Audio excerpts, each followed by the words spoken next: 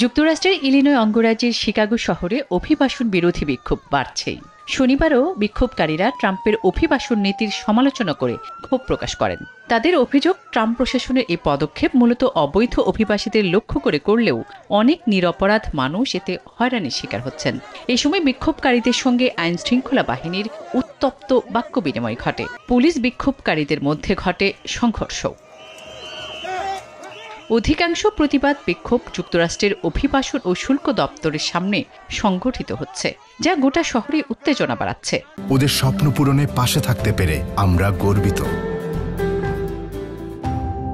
এমন আবহে ফেডারেল সম্পদ ও অফিসারদের রক্ষায় ৩০০ ন্যাশনাল গার্ড মোতায়েনের অনুমতি দিয়েছেন প্রেসিডেন্ট ডোনাল্ড ট্রাম্প। সতর্ক করেন, শিকাগোর উত্তপ্ত পরিস্থিতিতে হাত গুটিয়ে বসে থাকতে পারেন না তিনি। সরকারের এমন পদক্ষেপে ক্ষুব্ধ বিরোধী Democrat party. ইলিনয়ের governor JB Pritzker এ নিয়ে ট্রাম্প প্রশাসনের তীব্র সমালোচনা করেছেন। বলেন, ট্রাম্প ইচ্ছাকৃতভাবে শিকাগোতে কৃত্রিম সংকট তৈরি করে ফেডারেল সেনা মোতায়েন করছেন, যা সংবিধান পরিপন্থী এবং ইলিনয় রাজ্যের সার্বভৌমত্বের উপর আঘাত। এটি শান্তি ফিরিয়ে আনার বদলে বিক্ষোভ আরও বাড়িয়ে তুলতে পারে বলে শঙ্কা ডেমোক্র্যাট নেতাদের। আসমা তুলি, নিউজ 24।